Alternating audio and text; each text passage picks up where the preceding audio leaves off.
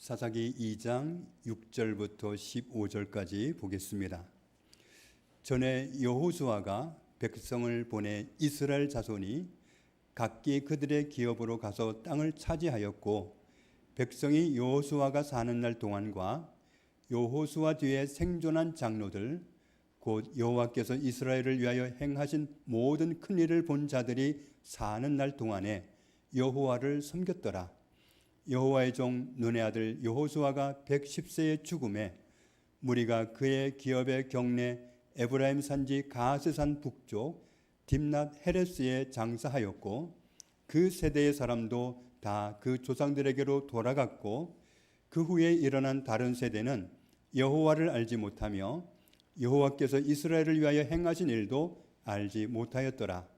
이스라엘 자손이 여호와의 목전에 악을 행하여 바알들을 섬기며 애굽 땅에서 그들을 인도하여 내신 그들의 조상들의 하나님 여호와를 버리고 다른 신들 곧 그들의 주위에 있는 백성의 신들을 따라 그들에게 절하여 여호와를 진노하시게 하였으되, 곧 그들이 여호와를 버리고 바알과 아스타롯을 섬겼으므로 여호와께서 이스라엘에게 진노하사 노력하는 자의 손에 넘겨주사 그들이 노력을 당하게 하시며 또 주위에 있는 모든 대적의 손에 팔아 넘기심에 그들이 다시는 대적을 당하지 못하였으며, 그들이 어디로 가든지 여호와의 손이 그들에게 재앙을 내리시니 곧 여호와께서 말씀하신 것과 같고 여호와께서 그들에게 맹세하신 것과 같아서 그들의 괴로움이 심하였더라.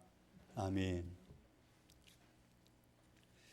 요즘 한국과 일본에서 아주 심각한 사회 문제로 대두되는 그런 문제가 있어서 먼저 그 문제를 좀 다루고 넘어가려고 합니다.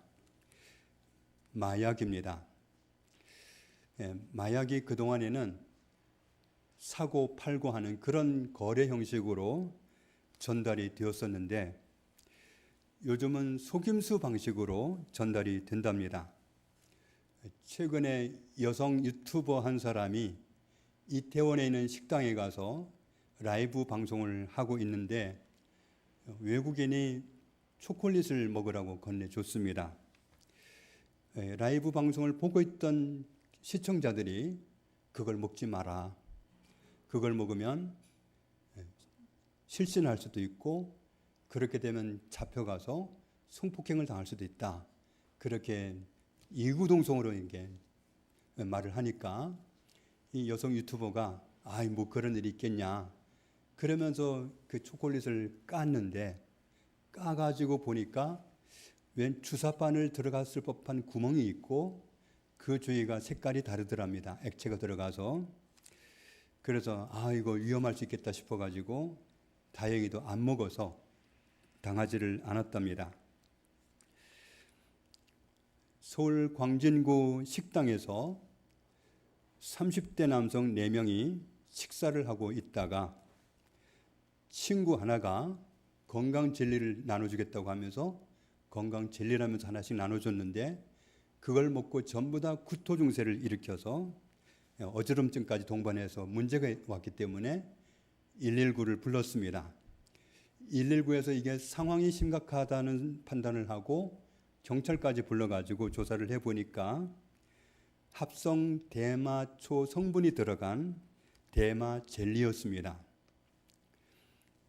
서초구에 있는 아파트에서 20대 남성이 자기 누나와 함께 젤리를 나눠 먹었는데 그것도 대마 성분이 들어간 젤리였습니다. 일본 어느 공원에서 축제가 열리고 있었는데 축제에 참가했던 남녀 5명이 갑자기 구토를 하면서 어려움을 호소해 가지고 실려갔는데, 어떻게 된 영문인가 봤더니 축제장에서 만난 40대 남성이 젤리를 줘가지고 먹고 그런 일이 일어났답니다. 그래서 요즘 일본에서도 아주 사회적인 문제로 크게 부각시키고 있는데, 젤리를 먹고 마비 증세를 일으키고 어지럼증이 와서 병원으로 이송되는 일이 비일비재하게 일어나고 있습니다. 그 젤리 사탕이 일본에서는 한 봉지에 10개가 들었는데 우리나라 돈은 7만 원 한답니다. 거기에는 HHCH 성분이 포함되어 있는데 그게 바로 대마 성분과 똑같은 그런 마약 성분이랍니다. 일본에서는 이벤트 장소에서 젤리를 나눠준 사람이 있을 수 있기 때문에 특히 일본을 방문할 경우에 누군가 그런 걸 주면 절대로 먹지 말라는 당부가 있었습니다. 대마 유사 성분이 들어있는 젤리 사탕을 먹게 되면 몸에 어떤 증상이 일어나느냐 하면 떨림 증상이 일어나고 구토 증상이 일어날 수 있고 불안 증상이 일어날 수 있고 정신 혼란 증상이 일어날 수 있고 불쾌감 증상이 일어날 수 있습니다. 마약은 한 번도 안 한 사람은 많은데 한 번만 한 사람이 없답니다. 마약은 한 번만 내 몸에 들어오면 바로 즉시로 중독이 된답니다. 집안에 마약 중독된 사람이 있으면 집안에 치매 걸린 어르신 한 분이 계시는 것보다 아주 몇 갑절 어렵답니다. 금년에 우리나라 마약 사범이 2만 명이 넘는답니다. 그런데 연령대가 주로 10대, 20대랍니다. 3명 중 1명은 10세, 20세라는 거죠. 그래서 20대 미만 중고생이 특히 많이 말려들고 있다는데 남학생이 45%, 여학생은 안 말려들 것 같은데 55%로 더 많이 말려들고 있답니다. 마약은 한 번만 접하면 중독입니다. 마약 중독에 빠지면 어떻게 사람이 다른 길을 접하게 되느냐 하면 에이즈 걸리는 길로 갈 확률이 굉장히 높습니다. 왜냐하면 그 마약 성분이 들어오면 그 마약 성분이 이틀을 가기도 하고 길게는 72시간을 가기도 한답니다. 어떤 사람은 마약에 중독이 되면 그 72시간 마약에 깰 때까지 시간 개념 없이 계속 청소만 한답니다. 그리고 좀 깨끗해진 것을 기분 좋게 생각하고 72시간 동안 잠도 안 자고 쉴 새 없이 청소를 한답니다. 그 외에는 음란 비디오를 이 마약에 깰 때까지 보고 그런 사람이 무슨 좋은 생각을 하겠어요? 그리고 절도하는 일에 대부분 빠지게 된답니다. 왜냐하면 또 마약을 구해야 되는데 마약이 비싸니까 돈을 얻기 위해서 절도를 하고 나쁜 짓을 하게 되는 거죠. 그리고 요즘 교통사고 중에 마약 중독으로 인해서 교통사고를 일으키는 경우가 많이 일어나고 있답니다. 젊은이들이 클럽에 가면 10중 8구는 마약에 걸려들게 된답니다. 그렇게 되면 여성은 성폭행을 당하게 되고 그래서 좋지 않은 길로 접어들게 되는 거죠. 어느 경찰관은 마약 사범을 단속하는 업무를 맡아가지고 일하고 있었는데 마약 사범을 한 명 만나가지고 자기가 그 마약을 구입하는 걸로 해서 그 사람을 검거하려고 작전을 짰습니다. 그래서 마약 사범을 만나가지고 우리 거래하자 그래서 100g의 마약을 사기로 하고 그렇게 만났는데 그 마약 거래하는 사람이 엉뚱한 제안을 한 겁니다. 우리 거래하기 전에 먼저 한 잔씩 하고 하자. 그렇게 제안을 했습니다. 그래서 이 경찰관이 안 하겠다 그랬더니 아 그래요? 그럼 오늘 거래는 없는 걸로 합시다. 그런데 경찰관은 그 100g의 마약이 들어오지를 않고 시중으로 유통되면 너무나도 많은 피해자가 발생하니까 할 수 없이 그럼 먹겠다 그런 겁니다.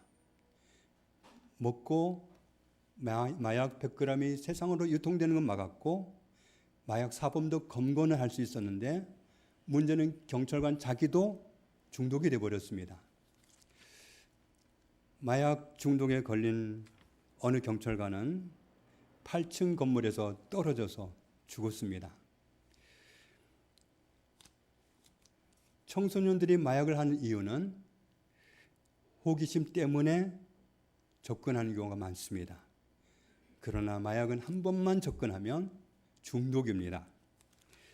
또 청소년들이 왕따를 안 당하기 위해서 여학생 55%, 남학생 45% 되니까 많은 아이들이 마약을 하고 있으니까 거기서 왕따 안 당하려고 마약을 접하는 경우가 있다고 합니다.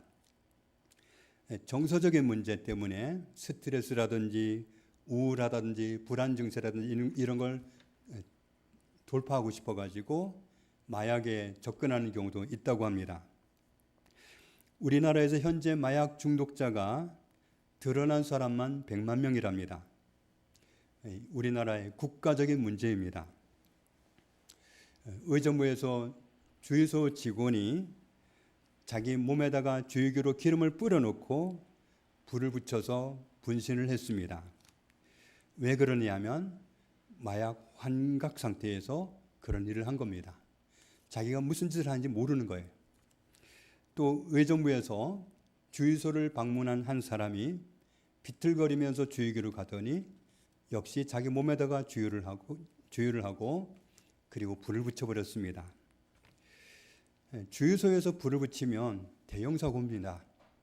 자기만 죽는 게 아니라 주유소 태우고 큰 사건인데 그런 일이 왜 일어나느냐?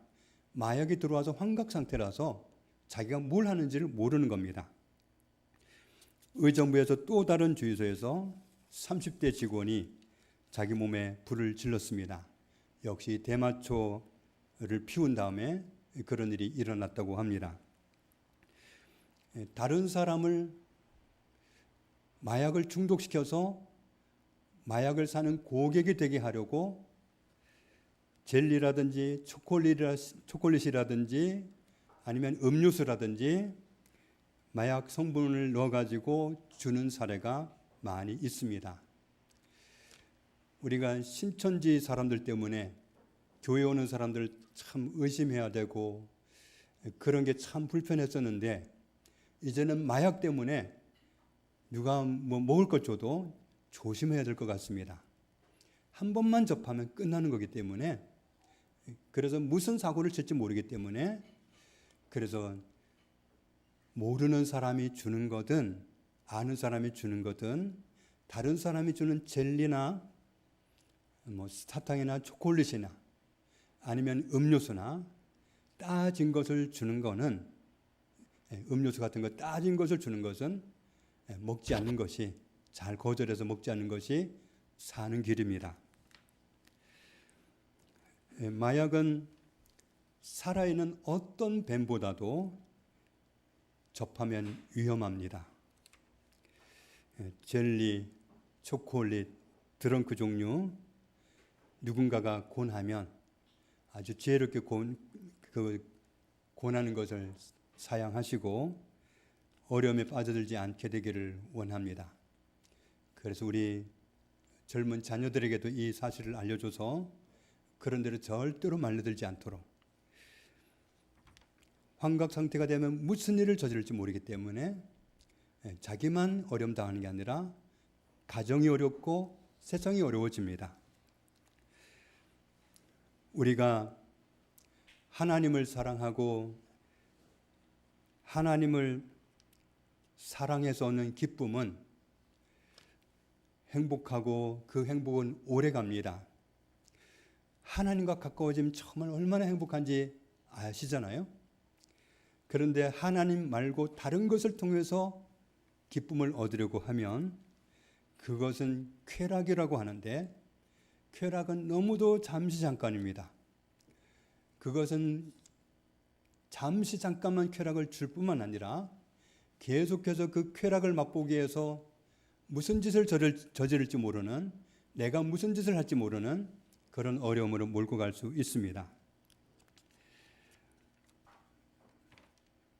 환각 상태에서 어떤 일을 저지를지 모르기 때문에 정말 나 자신도 믿을 수 없는 상태가 되어버리기 때문에 우리는 그런 것을 누군가가 주면 거절을 하고 정말 하나님의 은혜 가운데 거해야 되겠습니다. 오늘은 사사기에서 사사기 말씀을 통해서 은혜를 나누기 원합니다. 사사기 1장에는 말씀을 보면 사사기는 여호수아가 죽은 후에 가나안 땅에 거주하게 된 이스라엘 백성들이 어떤 삶을 살았는지를 기록하고 있습니다. 모세의 뒤를 이어서 이스라엘 백성의 리더로 충성스러웠던 여호수아가 죽은 후로 이스라엘 백성들은 하나님의 백성으로서의 정체성을 버려버리고 타락해 버렸습니다. 하나님만 섬기고 가나안 지역 사람들이 섬기는 어떤 우상도 어떤 신도 받아들이지 말라고 하나님이 신신당부하셨음에도 불구하고 이스라엘 백성들은 하나님을 등지고 가나안 신을 섬기고 가나안 사람들이 섬기는 우상을 숭배하는 죄에 빠졌습니다. 이스라엘 백성들은 그렇게 타락해서 하나님을 배신하는 그런 죄에 빠졌을 때 하나님은 그때마다 그들을 징벌하셨습니다. 하나님은 그들을 정말 징벌하는 목적이 뭐냐 하면 없애버리려고 하면 진멸해버리면 되겠지만 하나님은 이스라엘 백성들이 아무리 잘못을 해도 없애버리지도 못하셔요. 하나님은 진즉에 그들의 조상 아브라함 때부터 그들을 가나안 땅에 심고 그들을 통해서 하나님이 그들과 함께 살아가는 하나님의 나라를 만드시겠다고 선포하셨기 때문에 언약하셨기 때문에 언약에 신실하신 하나님은 그들에게 어려움을 주시는데 잘못할 때 어려움을 주시는 목적은 정말 그들을 기분 나쁘고 배신감에 그냥 화가 나서 그런 게 아니라 깨닫게 하고 돌이키게 하려고 어려움을 주셨습니다. 이스라엘 백성들은 그런 어려움을 당할 때마다 하나님이 어떤 징벌을 주시면 어려워지니까 그러면 또 살고 싶어가지고 하나님께 부르짖어서 호소를 합니다. 잘못을 회개하고 살려달라고 부르짖는 거죠. 그러면 하나님은 그때 또 사사를 세워서 그들을 구원해 주십니다. 그러면 길게는 30년, 40년을 하나님을 섬기고 살아요. 그럼 그 기간 지나면 또 타락해. 그렇게 반복하기를 7번을 사사기에서 계속 그렇게 왔다 갔다 하는 모습을 보입니다. 하나님은 그들이 회개할 때마다 또 사사를 세워서 또 살려주시고 또 구원해 주시고 또 은혜를 베푸시고 그렇게 은혜를 베푸셨습니다. 하나님은 그들을 구원해서 그들을 통해서 하나님의 나라를 세우시는 것이 소원이기 때문에 그렇게 참아주시고 은혜를 항상 베풀어 주신 겁니다. 그래서 우리는 사사기를 통해서 잘못 보면 이 못된 백성들 이렇게도 정말 죄를 못 떨쳐버릴 수가 있나? 정말 이 사람들 못됐다. 어떻게 하나님을 이렇게 쉽게 등져버릴 수 있나? 이스라엘 백성들 참 못됐다. 이렇게 결론을 낼 수 있지만 그게 아니라 하나님은 이스라엘 백성들이 그렇게 잘못하고 거듭 넘어지고 계속 반복해서 넘어지는에도 불구하고 하나님은 계속 그들을 용서하시고 그들을 통해서 하나님의 나라를 세우고 싶어 하시는 하나님의 사랑에 변함이 없고 하나님의 언약에 신실하다는 사실을 보여주는 것이 바로 사사기입니다. 그래서 이스라엘 백성들의 어떠함을 보여주는 게 사사기가 아니라 이스라엘 백성들이 어떠함에도 불구하고 여전히 사랑하시고 여전히 하나님의 나라를 포기하지 않으시고 하나님의 나라를 그들 가운데 세우기 원하시는 하나님의 신실함이 드러나 있는 말씀이 사사기입니다. 이스라엘은 다른 나라들과 다르게 왕이 없었습니다. 이스라엘 백성들이 왕이 없었는데 사무엘 선지자가 세상을 떠날 즈음에 때를 씁니다. 우리도 왕을 세워달라고. 사무엘이 그 말을 듣고 얼마나 고민하고 얼마나 괴로웠는지 모릅니다. 그들이 너무도 때를 쓰니까 그들을 위해서 왕을 세우는데 초대 왕은 사울이었죠. 사울의 뒤를 이어서 사울이 세상을 떠나고 다윗, 솔로몬이 새롭게 왕조를 이어서 왕조가 바뀐 거죠. 사울 왕조에서 다윗 왕조로 왕조가 바뀌었습니다. 사사기는 어느 시대에 기록이 됐느냐 하면 다윗 왕조 때 기록이 됐습니다. 왕정 시대를 살아가는 이스라엘 백성들에게 사사기를 주신 겁니다. 그래서 사사기의 원독자는 왕정 시대, 다윗 왕조 시대를 살아가는 이스라엘 백성들을 위해서 기록한 말씀이 사사기입니다. 이스라엘 백성들이 전쟁터에서 사울 왕을 잃고 사울의 아들들을 잃고 더 이상 왕위를 물려줄 자녀가 없었기 때문에, 그래서 어떤 사람들도 원하는 것처럼 다윗을 왕으로 세우게 되는데, 그것은 우리가 말씀을 통해서 살펴보았듯이 철저하게 하나님이 세우신 거였습니다. 이미 하나님은 사울이 사망하기 오래전부터 다윗을 왕으로 기름 부어 놓으시고 다윗을 기름 부어서 왕으로 삼으신 상태였습니다. 사울 왕이 그것을 받아들이지 않고 오랫동안 오히려 다윗을 죽이려고 해서 오랫동안 다윗이 피해 다녀야 했던 그런 어려움이 있었습니다.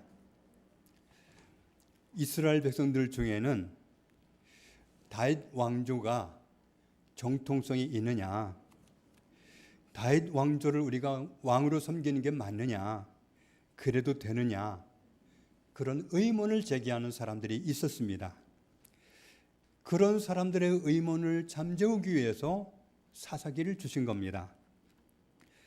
여호수아가 죽고 나서 사사시대에 이스라엘 백성들은 타락을 반복하면서 영적으로는 칠흑같이 어두운 시대를 보내왔습니다.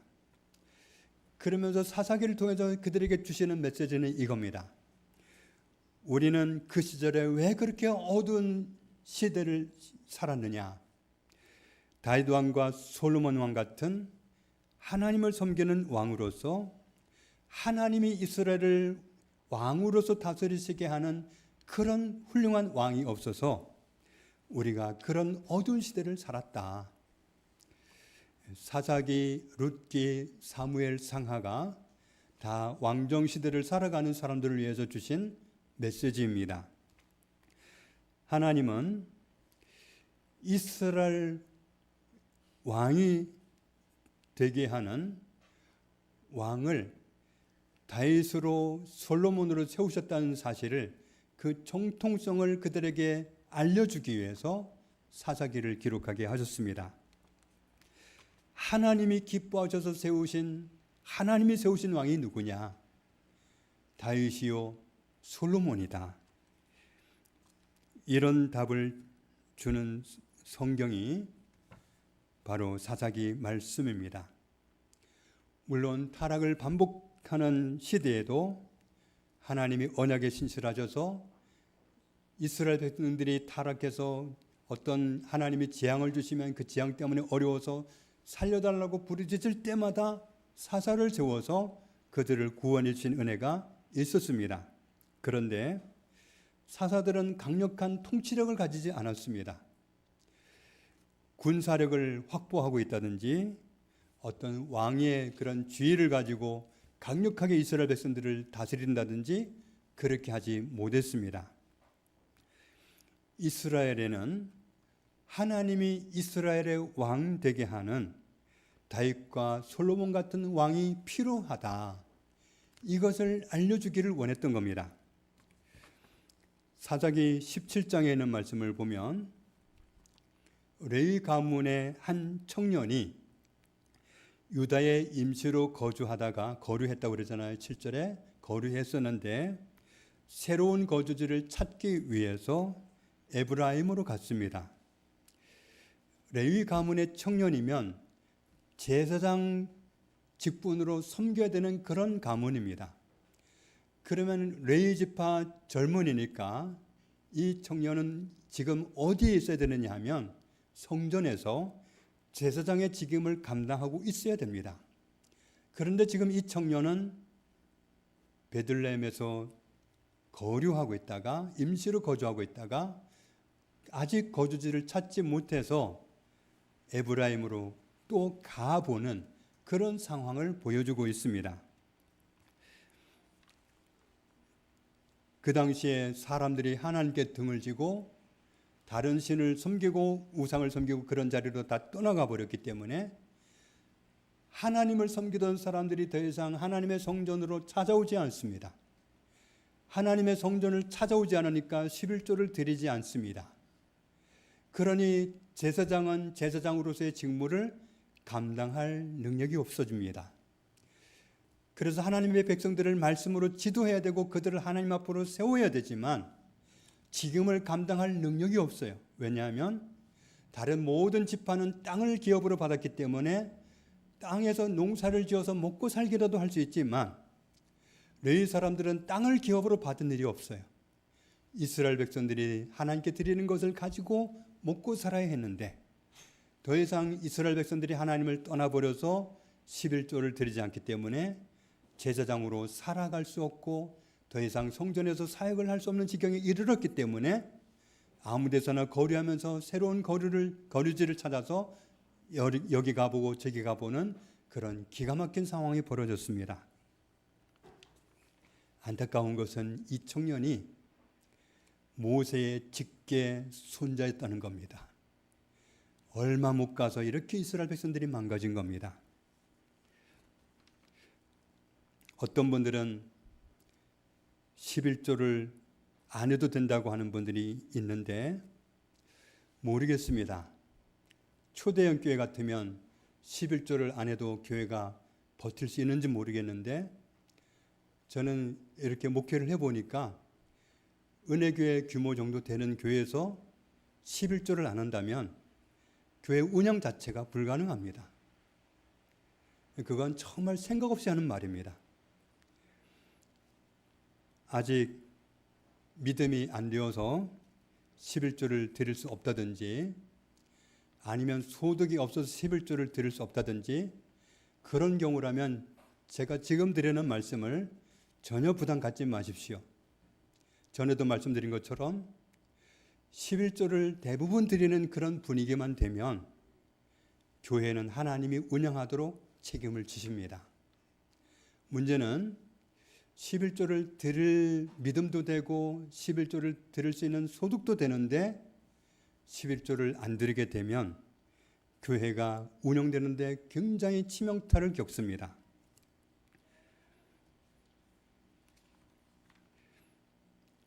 사사시대에는 이스라엘 백성들이 전반적으로 하나님을 멀리하고 다른 신 섬기고 우상 숭배한 데 빠지면서 11조를 드리지 않으니 땅을 기업으로 분배받은 일이 없는 레위 지파 사람들은 더 이상 제사장의 사명을 감당할 수 없었고 성전을 지킬 수가 없어서 이리 방황 저리 방황하는 그런 뼈아픈 일이 있었던 겁니다. 사사기 18장을 보면 단지파 사람들이 이때까지 땅이 없었습니다. 아니 왜 그때까지 땅이 없어? 하나님의 말씀대로 살지 않으니까 땅을 확보할 수가 없었던 겁니다. 사람들이 하나님을 멀리하고 하나님과 멀어지면 말씀대로 살지 않으면 삶이 곤비해지고 어려워집니다. 단지파 사람들이 땅을 정복하러 가다가 에브라임 땅을 지나면서 아까 그 모세의 손자격이었던 그 젊은 청년이 미가라는 한 사람 한 가문의 제사장으로 고용해줘 가지고 그 집에서 먹고 살았는데 단지파 사람들이 땅을 찾으러 가다가 그 젊은이를 발견하고 어느 지파 사람이냐? 아니 그럼 제사장으로 섬겨야 되는데 우리랑 가자. 나 이 집에서 제사장으로 섬기는데요. 한 가문의 제사장으로 섬기는 게 좋겠냐?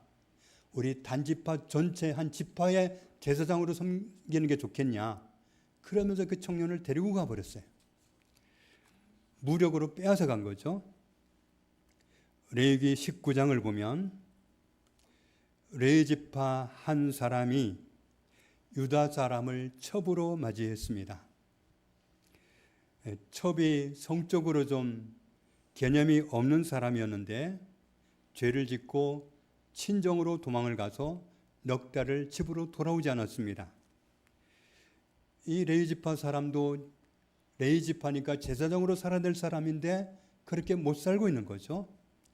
이 사람이 자기 첩을 데려오기 위해서 처가로 갑니다. 첩을 데리고 오다가 기브아라는 곳에서 어느 날 유숙을 하게 됩니다. 이스라엘 사람들 정서로는 해가 지려게 되면 사람들이 낯선 사람이 밖에 있는 것을 보면 그냥 두지 않고 집으로 초대하는 게 맞습니다. 그런데 기브아 사람들 중에 어떤 사람도 그를 초대하지 않습니다. 정말 어두워지기 직전에 노인 한 분이 그 사람을 발견하고 자기 집으로 초대를 합니다. 그런데 그 밤에 기브아 사람들 깡패들이 몰려와서 오늘 너희 집에 온 남자를 내놔라. 우리가 관계하겠다. 이 관계하겠다는 말은 성적인 말입니다. 남자인데 관계를 하겠다는 건 동성애를 하겠다는 겁니다. 노인이 듣기가 기가 막혀서 이 사람 우리 집에 온 손님이니까 그런 망령된 짓을 하지 말자. 내 집에 있는 내 딸을 내주고 이 사람이 같이 온 첩을 내줄 테니까 이 귀한 손님한테 그런 짓을 하지 말자. 그랬더니 사람들이 집을 부실 듯이 대드니까 이 레위 지파 사람이 자기 첩을 내주었습니다. 다음날 아침에 보니까 첩이 밤새도록 깡패들한테 성적으로 시달리다가 죽어 있었습니다. 하나님의 은혜를 입었던 이스라엘 백성들이 이렇게 타락했고 제사장직을 수행해야 했던 레위 가문의 사람들도 자기 자리를 지키지 못하는 이런 극심한 타락으로 내몰렸습니다. 사사기 2장을 다시 보면 여호수아가 생존해 있는 동안에 그리고 여호수아와 한 시대를 살았던 장로들이 생존해 있는 동안에는 이스라엘 백성들이 하나님을 섬겼는데 8절을 보면 여호수아가 110세를 살고 죽었고 10절을 보면 여호수아와 한 시대를 살았던 장로들이 세상을 떠나고 나서 세대가 바뀌었습니다. 새로운 세대는 하나님을 몰랐습니다. 하나님이 이스라엘 백성들 가운데 그들을 하나님의 나라 삼으시기 위해서 그동안 역사 가운데 그들 조상 가운데 어떤 은혜를 베풀어 오셨는지 몰랐습니다. 알고 싶은 생각도 없었습니다. 11절 이하에는 말씀을 보면 이스라엘 백성들은 자기들이 하나님의 목전에 있으면서도 그 사실을 잊어버리고 여호와의 목전에서 악을 행했습니다. 우리는 언제든지 하나님의 목전에 있습니다. 죄를 지어도 하나님 목전에서 죄를 짓는 것이고 하나님께 욕을 해도 하나님 못 듣는 데서 하나님 못 보신 데서 죄를 짓는 게 아니라 하나님 목전에서 죄를 짓는 겁니다. 착한 일을 해도 하나님 모르는 데서 하는 것이 아니라 하나님 목전에서 착한 일을 하는 겁니다. 우리가 기도할 때도 하나님 안 계신 곳에서 기도하는 것이 아니라 하나님 목전에서 기도하는 겁니다. 11절 말씀을 우리는 잊지 말아야 합니다. 이스라엘 자손이 여호와의 목전에 악을 행하여. 사사시대가 왜 그렇게 어두웠습니까? 17장을 보면 그때에는 이스라엘에 왕이 없었으므로 사람마다 자기 소견에 오른 대로 행하였더라. 자기가 왕이었습니다. 하나님이 왕이 아니라 자기가 왕이었습니다. 7절부터 8절을 보면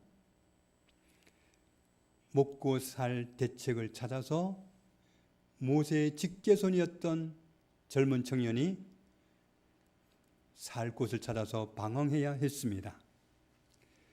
18장을 보면 그때에 이스라엘에 왕이 없었고 그래서 단지파도 어려움 가운데 있었습니다. 19장을 보면 이스라엘의 왕이 없을 그때에 그들은 또 죄악의 길로 갑니다. 하나님이 이스라엘 백성의 왕 되게 하는 다윗과 솔로몬 같은 하나님이 세우신 왕이 없어서 사사시대처럼 그런 암흑 같은 시절을 보내야 하는 시대가 있었습니다. 바로 그런 사실을 알게 해주려고 사사기가 기록된 겁니다. 하나님은 하나님의 나라를 세우시려고 다윗과 솔로몬을 세우셨습니다. 하나님의 나라를 이루어야 할 언약 백성이었던 이스라엘 백성들이 하나님을 왕으로 모시고 살아가는 하나님 나라 되게 하려고 하는 그런 열심을 품고 있던 다윗과 솔로몬 같은 사람을 이스라엘의 왕으로 세우셨던 겁니다. 하나님이 모든 사람을 지으실 때는 하나님을 왕으로 모시고 하나님의 나라로 살도록 지으셨습니다. 이스라엘 백성들만 그런 게 아니고 우리를 포함해서 세상 모든 사람이 하나님을 밀어내고 하나님을 멀리하고 하나님과 거리를 두고 사는 타락한 죄인이었습니다. 우리가 지은 죄는 마치 마약과 같아서 죄에 감염되고 난 이후로 죄를 끊고 싶어도 죄를 끊을 수가 없었고 죄를 끊어버리지 못하니 하나님 앞에서 언제라도 죄인이지 죄인 아닌 순간을 맞이할 수가 없었습니다. 이런 우리를 구원하셔서 하나님의 나라 삼으시겠다고 언약하신 말씀대로 예수 그리스도를 우리에게 보내주셨습니다. 요한일서에 있는 말씀 보면 같이 읽습니다. 그가 우리 죄를 없애려고 나타나신 것을 너희가 아나니 그에게는 죄가 없느니라. 예수님이 우리는 절대로 끊어낼 수 없는 우리의 죄를 없애주셨습니다. 어떻게 없애주셨습니까? 고린도전서 15장에 말씀합니다. 우리 죄를 없애기 위해서 우리 죄값을 대신 지불하기 위해서 몸으로 죽어주시는 그런 은혜를 베푸시고서 우리를 죄 없는 사람이 되게 해주셨습니다.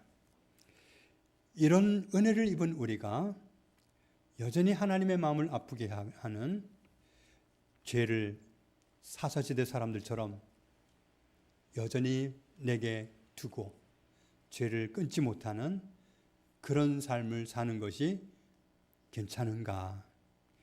로마서 6장은 말씀합니다.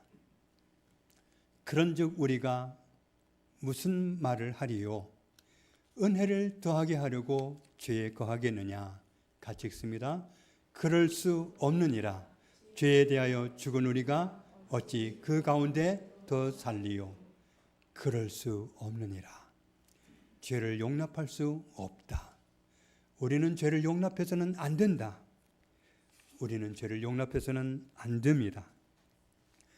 우리는 사사기 2장에 있는 말씀을 깊이 새겨야 됩니다. 이스라엘 자손이 다른 데서 죄를 지은 게 아닙니다. 여호와의 목전에서 악을 행한 겁니다. 우리가 죄를 짓는다면 하나님 모르게 죄를 짓는 게 아닙니다. 여호와의 목전에서 악을 행하는 겁니다. 이스라엘 백성들처럼 예수 그리스도의 피로 우리 죄를 다 씻어서 거룩하게 해주셨는데 죄 없는 의인이 되게 해주셨는데도 불구하고 마치 개가 토에 뗀 것을 또 먹으러 가는 것처럼 돼지가 씻어놓았더니 또 가서 뒹구는 것처럼 다시 죄를 묻히고 죄를 받아들이고 죄를 용납하고 이렇게 살아가는 죄를 용납했던 이스라엘 백성들처럼 살지 말고 나는 여호와의 목전에서 살아가고 있다는 사실을 늘 염두에 두고 하나님이 기뻐하시는 삶을 살아가는 그런 은혜 누리게 되기를 주님의 이름으로 축복합니다. 하나님 감사합니다. 끊을래야 끊을 수 없이 죄에 감염되어서 어찌할 수 없었던 우리를 예수 그리스도가 우리 죄값을 몸으로 십자가에서 지불하게 하시고는 우리 죄를 없애주시고 거룩하게 하나님의 의인 삼아서 하나님이 거하실 수 있는 하나님의 나라 삼아주시는 은혜 감사합니다. 우리가 어떻게 은혜를 입어서 하나님이 거하시는 하나님의 나라 된 사실을 잊지 않기를 원하옵고, 이제 이러한 은혜를 입은 우리가 여호와의 목전에서 여전히 죄를 용납하고 죄를 적당히 용납하는 그런 삶을 사는 것이 옳지 않다, 마땅치 않다 하셨사오니 더 이상은 죄를 용납하지 않고 하나님이 기뻐하시는 삶을 선택하고 살아가는 저희들이 다 되게 하여 주옵소서. 예수님 이름으로 기도합니다. 아멘.